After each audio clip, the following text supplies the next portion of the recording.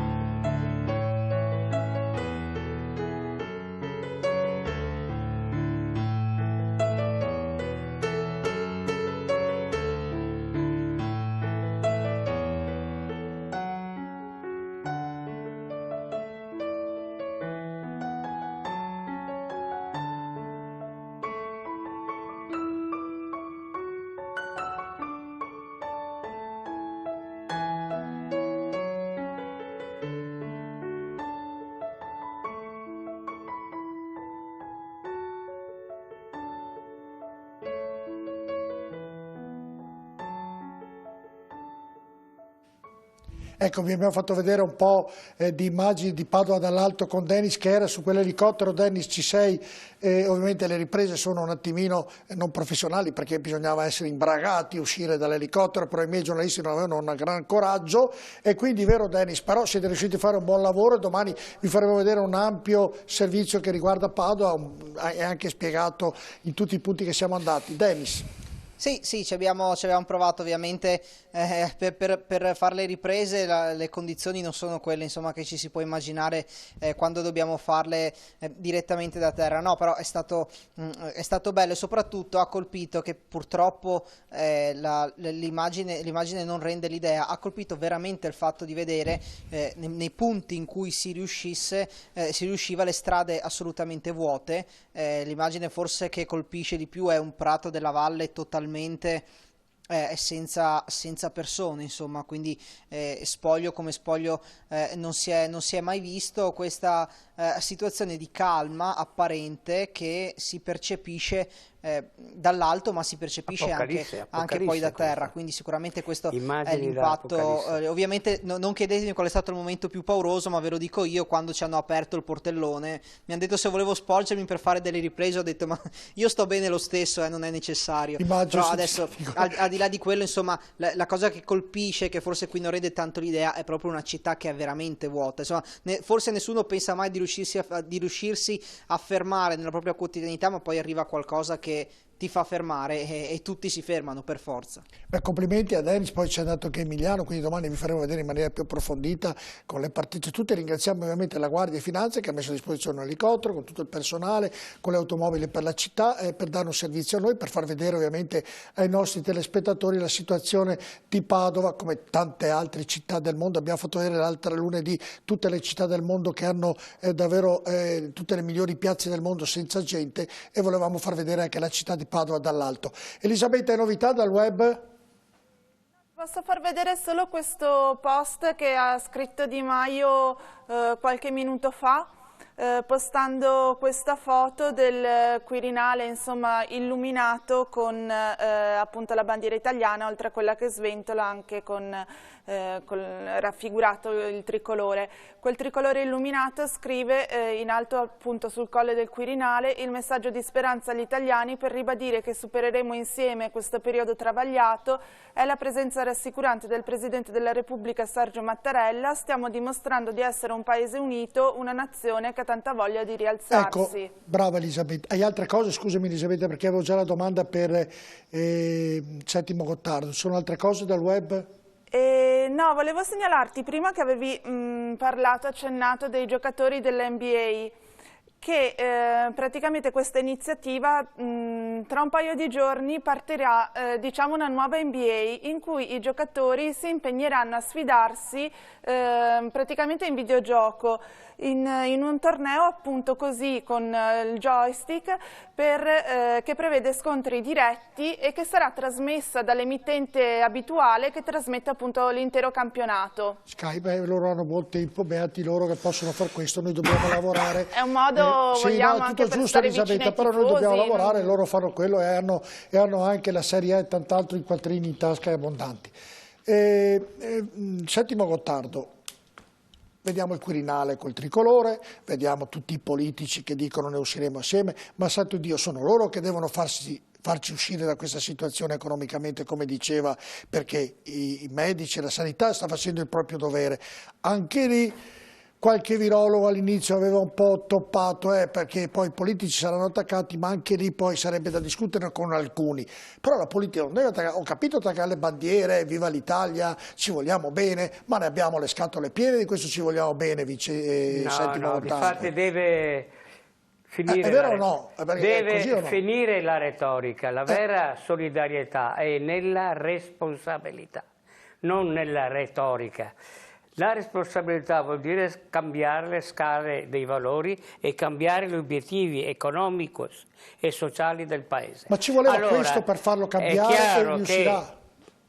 Questa attuale classe di governo, che oggi come oggi va rispettata, oggi, non domani. Noi quando usciamo e usciremo da questa situazione dovremo uscire anche con una diversa classe politica e dirigente del Paese. Adesso hai qui citato una lettera di Di Maio, ma Di Maio è quello che ha preso il potere con la forza dei no vaccini, dei no vaccinisti. Ma scherziamo? Ma questo ha preso il potere in Italia dicendo che uno vale uno. Adesso abbiamo scoperto invece che le competenze sono le competenze, che i vaccini sono necessari. E tu pensa che questo gruppo dirigente qui sia quello che ci porterà fuori? No, adesso ce lo teniamo perché siamo in una fase in cui la casa brucia e la barca traballa.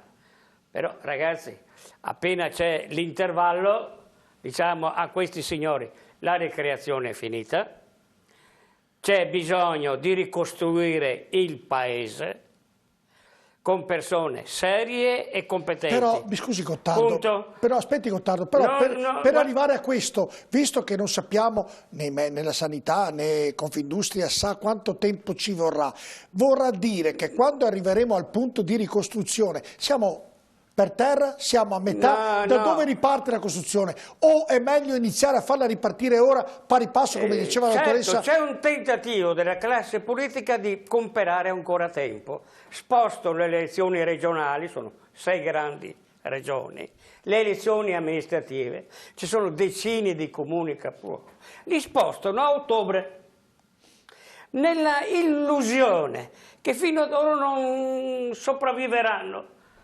No, non c'è tempo di andare a aspettare ad ottobre. A livello di governo, lo diceva anche il presidente qui della Confindustria veneziana, non si fida in Europa di noi. A questi qua non li danno centinaia di miliardi da gestire, non glieli danno.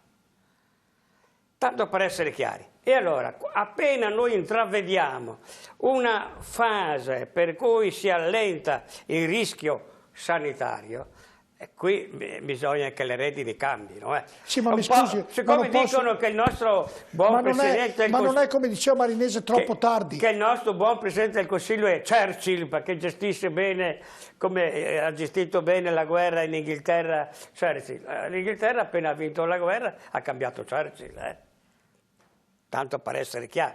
Noi teniamoci questo nostro piccolo Churchill qui, ma appena c'è uno spiraglio di sopravvivenza del paese è chiaro che la classe dirigente deve essere nuova. Quando Di Maio oggi fa una nota e dice qui c'è bisogno di una specie di reddito universale, riprendendo Grillo, ma scherziamo, qui c'è bisogno di ricostruire il sistema produttivo strategico, il lavoro che crea poi economia, crea salari, ma scherziamo.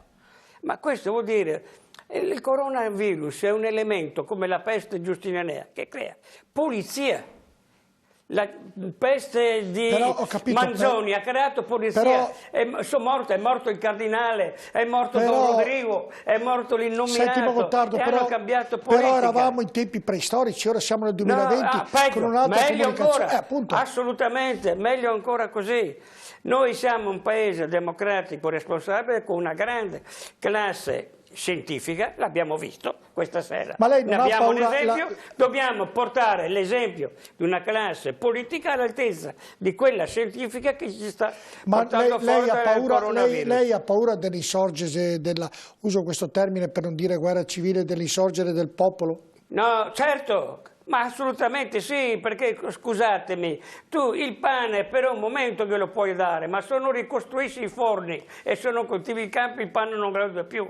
Questi esauriscono tutte le risorse e nessun paese del mondo li presta i soldi. Ma allora, come diceva la dottoressa, bisognerebbe iniziare a ricostruire ora a pari pari con la sanità? Io difatti, quello che non vedo nel gruppo dirigente, da quello che io riesco a sentire, a parlare, a comunicare, non vedo la preoccupazione per il dopo.